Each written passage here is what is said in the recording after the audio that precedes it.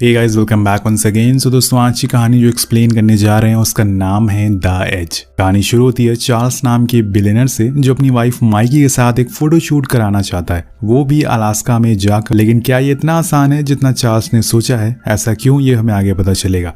कहानी शुरू होती है अब चार्ल्स अपने प्राइवेट प्लेन से एक जगह पहुंचता है जहां पर उसकी टीम भी आ चुकी थी जो कि उसके साथ ही जाने वाली है। जिसके बाद वहां से ये लोग एक छोटे से प्लेन में बैठकर अलास्का के एक छोटे से रेस्टोरेंट में पहुंच जाते हैं और यहाँ पर चार्ल्स को उसका फोटोग्राफर बॉब मिलता है जिसकी फोटोज के हर कोई दीवाना है। इसलिए चार्ल्स ने उसे ही हायर किया है। यहाँ रेस्टोरेंट के मालिक सबको एक चीज के लिए वार्न भी करते हैं कि इस जगह पे ये लोग ठहरे हुए हैं, वहाँ आसपास भालुओं का खतरा है, इसलिए वो जब भी कुछ खाएं तो उसके बाद उस खाने को ढक कर रख दें, वरना उसकी स्मेल से यहाँ पर भालू आ सकते हैं, जिसके बाद हम कुछ नहीं कर पाएंगे। अब सब लोग उसकी बात मान लेते हैं और फिर अपने अपने रूम में जाकर सो जाते हैं। उस रात चार्ल्स को बहुत भूख लगती है तो वो नीचे जाकर कुछ खाने को ढूंढने लगता। अब उसे वहां पर कुछ नहीं मिलता तो वो खुद के लिए सैंडविच बनाने लग जाता है, लेकिन तभी उसकी नजर सामने रखे एक मीट के टुकड़े पर जाती है जो कि खुला हुआ था। अब ये देखकर वो डर जाता है और फौरन जाकर उसे ढकने लगता है, लेकिन तभी गेट भी अपने आप खुल जाता है जिससे वो और ज्यादा डर जाता है। लेकिन फिर वो चुपचाप उस गेट को बंद करके ऊपर जाने लगता है, पर वो जैसे ही मुड़ता है एक भालू आकर उस पर हमला कर देता है जिससे वो दूर जाकर गिरता है और तेज तेज चिल्लाने लगता है। लेकिन तभी सब लोग वहां पर आ जाते हैं और उसे उठाते हैं और फिर हमें यहाँ पता चलता है दोस्तों कि ये बस एक प्रैंक था जो कि चार्ल्स को प्रेजेंट देने के लिए किया गया था, क्योंकि आज उसका बर्थडे है। लेकिन उसे इतना ज्यादा डरा हुआ देखकर सब लोग घबरा जाते हैं, पर थोड़ी देर बाद सब कुछ नॉर्मल हो जाता है। अब सारे लोग केक काटते हैं और फिर माइकी चार्ल्स को एक वॉच गिफ्ट करती है जो कि बहुत ही महंगी थी। माइकी दोस्तों चार्ल्स की वाइफ है। वहीं दूसरी तरफ बॉब उसे एक चाकू गिफ्ट करता है जिसके बॉक्स में एक नोट भी लिखा था, लेकिन वो उसे खोलकर नहीं देखता, जिस वजह से उसे यहाँ पर हो जाती है एक बहुत बड़ी गलती। पर उसने नोट में क्या लिखा था ये आपको थोड़ी देर में पता चल जाएगा। दोस्तों, बॉब ने उसे नाइफ गिफ्ट किया था तो वो उसे कुछ कॉइन्स देता है, क्योंकि ऐसा कहा जाता है कि जब भी आपको कोई नाइफ गिफ्ट करे, चाकू गिफ्ट करे, तो उसे कॉइन दे, इससे फ्रेंडशिप अच्छी होती है। अब सब लोग कल के फोटोशूट के लिए तैयार हो जाते हैं, लेकिन आज बारी थी सिर्फ माइकी के सोलो शूट की, इसलिए बॉब बस उसकी फोटोज क्लिक करता है। लेकिन दूर बैठा चार्ल्स ये सब देख रहा था। वो उसकी वाइफ के साथ फ्लर्ट करता है जो उसे कुछ खास पसंद नहीं आता। अब शूट खत्म होने के बाद बॉब बताता है कि उसे एक मेल मॉडल की जरूरत है जो माइकी के साथ पोज कर सके। चार्ल्स बोलता है कि क्यों ना मैं उसके साथ पोज करूं, तो बॉब मना कर देता है, वो भी बिना वजह बताए।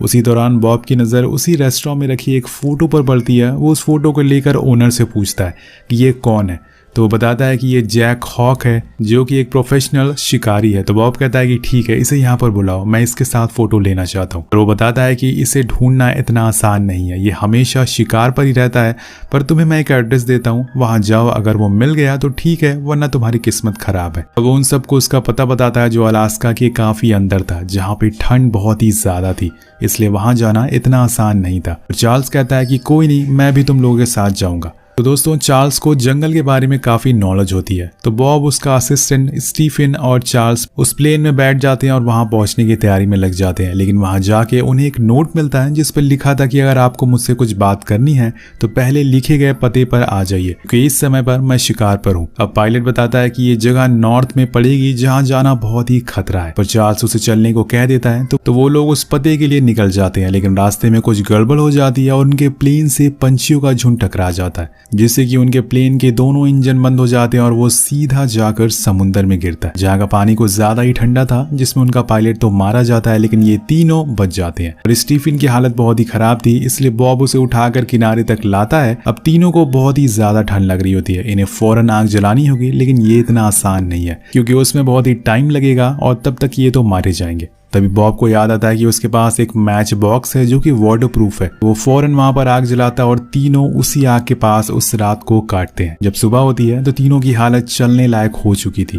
बॉब कहता है कि हमें यहीं रुकना चाहिए ताकि हमें कोई ढूंढ सके, लेकिन चार्ल्स कहता है कि हम यहाँ फंसे हैं, ये किसी को भी पता नहीं है, इसलिए बेहतर होगा कि हम लोग जैक के कैबिन तक जाएं जहां से हमें मे भी कोई देख सके, जो कि नॉर्थ में है। अब यहाँ स्टीफन भी उसकी बात से राजी था, इसलिए वो तीनों आगे बढ़ते रहते हैं। रास्ते में चार्ल्स अपनी वाइफ के बारे में बॉब से पूछता भी है क्या उसका अफेयर चल रहा है उसके साथ, तो बॉब उसे समझाता है कि हम दोनों साथ में काम करते हैं जस्ट, और कुछ भी नहीं है। वो और आगे चलते हैं और कुछ देर बाद उन्हें झाड़ियों में से कुछ आवाजें सुनाई देती है जो असल में एक भालू की थी। जी हाँ, असली भालू। वो इन लोगों की तरफ बढ़ रहा था और उसे देखकर ये भागना शुरू करते हैं। लेकिन आखिर कब तक ये लोग भागते रहेंगे, क्योंकि आगे एक नहर आ चुकी है जिसे कि पार करना बहुत ही जरूरी है। तो चार्ल्स उन लोगों से कहता है कि कटे हुए पेड़ को उठाकर उस तरफ करो जिससे कि एक पुल बन जाएगा। तीनों फौरन उस पेड़ को उस नहर पर लगा देते हैं जिससे कि एक रास्ता बन जाता और फिर एक एक करके उस पार जाने लगते हैं। लेकिन जब चार्ल्स की बारी आती है तो वो लटक जाता है और तभी वहां पर वो भालू भी आ जाता है। अब वो भालू उस पुल पर चढ़ नहीं पाता जिससे कि वो वापस चला जाता है और इसी वजह से चार्ल्स की जान बच जाती है।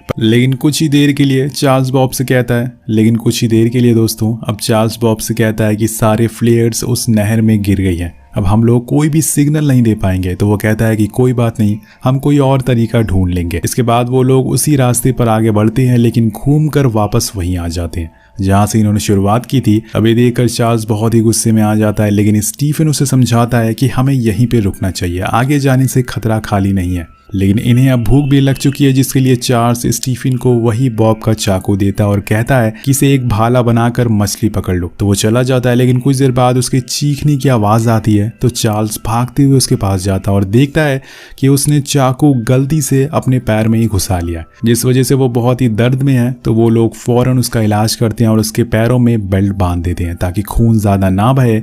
इसके बाद चार्ल्स बॉब को उसके कपड़े देता और कहता है कि इसे जाकर जला दो। अब इसके बाद वो लोग वहीं रात गुजारते हैं क्योंकि ऐसी हालत में स्टीफन का आगे चल पाना बहुत ही मुश्किल था। कुछ देर बाद बारिश होना शुरू हो जाती है और इसी दौरान चार्ल्स देखता है कि बॉब ने उस कपड़े को जलाया नहीं है बल्कि वहीं फेंक दिया है जो जाकर एक पेड़ पर लटक चुका है। अब दोस्तों, इसकी स्मेल को सूंघकर उनके पास एक भालू आ गया था। अब यहाँ चार्ल्स के पास दो ऑप्शन होते हैं, या तो बॉब को इस चीज के लिए वो बुरा भला कहता या फिर वहां से भागना शुरू करता। उसने दूसरा ऑप्शन चूज किया, लेकिन स्टीफन का क्या होगा, वो कैसे वहां से भाग पाएगा। तो चार्ल्स जलाई हुई आग को उठाता है और उस भालू को वहां से भगाने की कोशिश करता है, लेकिन इसे कोई भी असर नहीं होता क्योंकि उसने स्टीफन को पकड़ लिया था। उसे बहुत ही बेरहमी से वो इधर उधर फेंकता रहता है और चार्ल्स बहुत कोशिश करता है कि कैसे भी करके उसे बचा ले, लेकिन ऐसा हो नहीं पाता है और लास्ट में वो दोनों थक कर वहां से भाग जाते और स्टीफन वहीं मारा जाता है। अब अगली सुबह ठंड बहुत ही ज्यादा बढ़ चुकी थी, बर्फबारी भी होना शुरू हो जाती है। दोनों को स्टीफन की मौत का बहुत ही अफसोस होता है, लेकिन सबसे ज्यादा चार्ल्स को, कि वो उसे बचा सकता था पर बचा नहीं पाया। अब बॉब पूछता है कि हम लोग क्या खाएंगे, आखिर कब तक हम ऐसे ही भूखे घूमते रहेंगे। और तब जाकर ये लोग बड़ी ही मुश्किल से एक गिलहरी का शिकार करते हैं और उसी बीच उन्हें एक आवाज सुनाई देती है जो कि एक हेलीकॉप्टर की होती है और वो हेलीकॉप्टर इन्हीं दोनों को ढूंढ रहा था। अब दोनों उसके पास भागते हैं। चार्ल्स आवाजें लगाता है लेकिन कुछ नहीं होता, इनकी फ्लेयर्स भी अब गुम हो चुकी है। तो ऐसे दोस्तों, किसी प्लेन को पास बुलाना बहुत ही ज्यादा मुश्किल है। ये किसी को सिग्नल दे ही नहीं पाएंगे और किसी को पता नहीं चलेगा कि ये यहाँ पर मौजूद है। अब यहाँ बॉब चार्ल्स पे चिल्लाना शुरू कर देता है कि ये सब जो कुछ भी हो रहा है वो बस उसकी वजह से हो रहा है, क्योंकि उसकी वजह से वो यहाँ पर आए थे। अब यहाँ बॉब बातों ही बातों में कई सारी ऐसी बातें बोल देता है जिसकी असल में बॉब को उससे नहीं बल्कि उसके पैसों से दिक्कत है, लेकिन उसे ये भी बात अच्छे से पता थी कि अगर वो दोनों अलग अलग हो गए तो मारे जाएंगे। इसलिए वो कुछ जवाब नहीं देता और चुपचाप वो दोनों फिर से आगे बढ़ने लगते। ये सफर इन दोनों के लिए बहुत ही लंबा होता जा रहा था, क्योंकि एक तो इन्होंने कई दिनों से कुछ खाया नहीं है, ऊपर से इतनी ज्यादा ठंड है कि बर्दाश्त कर पाना मुश्किल था। लेकिन ये दोनों फिर भी बस चले जा रहे थे। इनका यहाँ से बीच आसमान के नीचे रुकना खतरे से खाली नहीं था, क्योंकि भालू या फिर कोई भी जानवर इन पर हमला कर सकता था। अब कुछ समय के बाद इन्हें भूख लग जाती है तो बॉब मछली पकड़ने के लिए एक जाल बनाता है। तभी वहां पर वही भालू दोबारा आ जाता है जो शुरुआत से इनके पीछे पड़ा हुआ था। अब दोनों वहां से भागना चालू कर देते हैं और फिर जंगल में जाकर एक आग का घेरा बनाकर वहीं रुक जाता ताकि वो भालू इनके करीब ना सके। लेकिन इन्हें भी ये बात अच्छे से पता थी कि जैसे ही ये आग बुझेगी वो भालू फिर से इन पर हमला करेगा। उससे पहले इन्हें कुछ ना कुछ करना पड़ेगा। तो अगले दिन जब वो लोग की आंख खुलती है तो चार्ल्स कहता है कि हमें ऐसे बैठे नहीं रह सकते, तब तक हम ऐसे भागते रहेंगे। हमें खुद की जान बचाने के लिए हमें उसकी जान लेनी पड़ेगी, हमारे पास बस यही एक ऑप्शन है। पर बॉब मना कर देता है क्योंकि वो भालू साइज में उनसे बहुत ही बड़ा था और अगर एक भी चूक हुई तो वो हम दोनों को मार डालेगा। तब चार्ल्स उसे बताता है कि जो इंडियन बॉयज होते हैं वो ऐसे भालुओं को थप्पड़ मार कर आ जाते हैं और हम लोग उसके पास तक नहीं जा पा रहे। अब मैं तो उसे मारने जा रहा हूँ, अगर तुम्हें यहीं रुकना है तो रुक सकते हो। इसके बाद वो एक भाला बनाता है जिसके आगे लगे एक कपड़े में वो खुद का खून लगा देता है ताकि उसकी स्मेल से वो उनके करीब आ सके। वहीं बॉब कुछ देर सोचने के बाद उसके साथ चलने को राजी हो जाता है। दिन दोनों अपने हाथों में आग लिए आगे बढ़ते हैं, तभी अचानक से सामने वो आ जाता है अब दोनों यहाँ पर तैयार थे, लेकिन वो इन पर भारी पड़ना शुरू हो जाता है, जिस चक्कर में चार्ल्स खाई में गिर जाता है। पर वो भालू वहां रुकता नहीं, वो फिर से उनके पीछे पड़ जाता है और दोनों एक दूसरे के साथ नहीं छोड़ते। वो दोनों डट कर उसका सामना करते रहते हैं, पर एक समय आ जाता है जब बॉब कमजोर पड़ने लगता है। इस वजह से भालू उस पर हमला कर देता है और वो घायल हो जाता है। लेकिन उसी दौरान चार्ल्स उसका ध्यान खुद की तरफ आकर्षित करता है और जैसे ही वो उसके करीब आता है वो वही भाला उसके अंदर घुसा देता है, जिससे फाइनली वो मारा जाता है। अब वो दोनों उसकी खाल को निकाल कर खुद के ऊपर डाल लेते हैं ताकि वो ठंड से बचे रहें। ये इनका पहला शिकार था, लेकिन अब इन्हें जाना कहाँ है, इस बात का इन्हें पता लगाना होगा। तो चार्ल्स माइकी की दी हुई वॉच में से निडल निकाल लेता है और फिर उसकी मदद से एक कंपास बनाता है और उन्हें पता चल जाता है कि आखिर उन्हें किस दिशा में जाना है। दोनों अब चढ़ाई करना शुरू करते हैं और चार्ल्स के लिए सफर बहुत ही दर्दनाक था, क्योंकि उसकी उम्र हो गई थी और अब से ज्यादा दिनों तक वो चल नहीं सकता। लेकिन यहाँ दोस्तों उसकी हिम्मत की दाद देनी पड़ेगी। अब काफी लंबा सफर तय करने के बाद उन्हें एक कॉटेज मिलता है जो मे बी किसी शिकारी का हो सकता है। काफी लंबा सफर तय करने के बाद उन्हें कॉटेज मिलता है जो मे बी किसी शिकारी का हो सकता है, जिसका इस्तेमाल बहुत दिनों से नहीं किया गया था। अब अंदर जाने पर उन्हें एक बंदूक, मैप और कुछ जरूरतों का सामान मिलता है। उन्हें बाहर एक बोर्ड भी मिलती है। मैप में देखने से उन्हें पता चल जाता है कि वो अपने उस रेस्टोरेंट से कितनी दूर है। इधर बॉब बाहर बोर्ड को चेक करने के लिए जाता है तो वहीं चार्ल्स अंदर कॉटेज से कुछ सामान लेने लगता है। उसी दौरान उसे अपने चाकू वाले बॉक्स में वही नोट मिलता है जिसका जिक्र हमने कहानी की शुरुआत में किया था। उस नोट में चार्ल्स के लिए खरीदे गए सामानों की लिस्ट थी, जिसे पता चलता है कि जो वॉच माइकी ने चार्ल्स को दी थी वो असल में उसने बॉब के लिए खरीदी थी, लेकिन उसने बाद में वो चार्ल्स को दे दी। और ये सारी चीजें देखकर वो समझ जाता है कि उसकी वाइफ और उसके दोस्त उसे धोखा दे रहे हैं। और तभी वहां पर बॉब भी आ जाता है जो इस बात से राजी करता है और उससे कहता है कि तुम्हें क्या लगता है कि तुम्हारी वाइफ तुमसे प्यार करती है, उसने बस तुम्हारे पैसों के लिए तुमसे शादी की है। ये सब सुनने के बाद चार्ल्स को जवाब नहीं देता।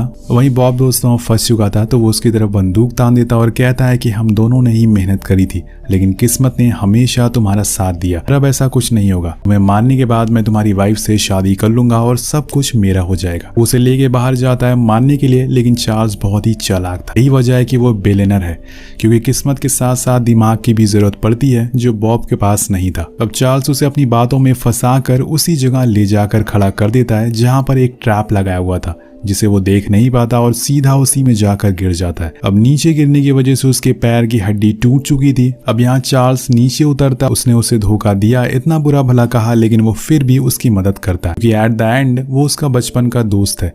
वो उसे वहां से उठाकर कॉटेज तक ले आता है, लेकिन तब तक बॉब बेहोश हो चुका था। चार्ल्स आसपास देखता है कि शायद उसे कोई मेडिकल किट मिल सके, लेकिन ऐसा कुछ वहां नहीं होता है और इसलिए वो उसके घाव को कपड़े से साफ करता है और कुछ देर बाद उसे होश आ जाता है। तो वो उसे ले जाकर बोट पर बैठा देता और फिर वहां से दोनों जाने लगते हैं। अब बीच रास्ते में बॉब चार्ल्स से माफी मांगता और रोते हुए कहता है कि वो एक अच्छा दोस्त नहीं बन पाया। तो चार्ल्स बोलता है कि ऐसा कुछ मत सोचो, तुम बस आराम करो, तुम्हें काफी चोट लगी है। कुछ देर के बाद वो एक किनारे पर आ जाते हैं जब बॉब कहता है कि तुम्हारी वाइफ की इसमें कोई गलती नहीं है, मैंने ही उसे अपनी बातों में फंसाया था, तुम दिल के बहुत ही अच्छे इंसान हो, मैंने तुम्हारे साथ इतना बुरा किया लेकिन तुम फिर भी मेरी मदद कर रहे हो। तब चार्ल्स कहता है कि मैंने तुम्हें और माइकी को माफ कर दिया है, अब कुछ मत बोलो, तुम बस आराम करो, सब कुछ ठीक हो जाएगा। लेकिन बॉब कहता है कि मैं अब मरने वाला हूँ, जिसे सुन के चार्ल्स गुस्से में कहता है कि अब तुमने दोबारा से मरने की बात की तो मैं तुम्हें खुद मार दूंगा। अब इसी दौरान वहां पर एक हेलीकॉप्टर गुजरता है और इस बार चार्ल्स वही गलती दोबारा नहीं करता जो उसने पहली बार की थी। जो आग उसने जलाई थी उसमें वो पेड़ की पत्तियां डाल देता है, जिससे कि वहां धुआं उठने लगता है और वो रेस्क्यू टीम वाले उसे देख लेते हैं। अब चार्ल्स फौरन बॉब को ये खबर सुनाने जाता है, लेकिन तब तक उसने अपना दम तोड़ दिया था। अपने सबसे करीबी दोस्त को खुद के सामने ऐसे मरते हुए देखकर वो रोने लगा, लेकिन वो उसे ऐसी हालत में छोड़कर वहां से जाता नहीं, बल्कि उसे अपने साथ रेस्टोरेंट तक वापस लेकर आता है जहां पे कई सारे मीडिया वाले मौजूद थे। उसे ठीक हालत में देखकर माइकी बहुत ही खुश होती है, पर जब वो उसके हाथ में वही घड़ी रखता है जो उसने बॉब को दी थी तो वो समझ जाती है कि उसे सच्चाई पता चल चुकी है। तभी एक रिपोर्टर चार्ल्स से पूछती है कि आखिर उसके सारे दोस्त कैसे मारे गए, तो वो कहता है कि उन्होंने मेरी जान बचाने के लिए खुद की जान कुर्बान कर दी। चार्ल्स दोस्तों भले ही बिलियनर बन गया हो, लेकिन उसने अपने दोस्तों को बचाने के लिए पूरी जान लगा दी, ये जानते हुए भी कि वो उसे धोखा दे रहे हैं। उसने पूरी कोशिश करी अपने दोस्तों को बचाने की, लेकिन वो नाकामयाब रहा। तो इस कहानी को देखने के बाद आपको क्या सीख मिलती है नीचे कमेंट करके जरूर बताएगा। इस वीडियो पर एम करते हैं 350 कमेंट जरूर करिएगा। मिलते हैं आपसे अगली वीडियो में। Thank you so much watching, piece.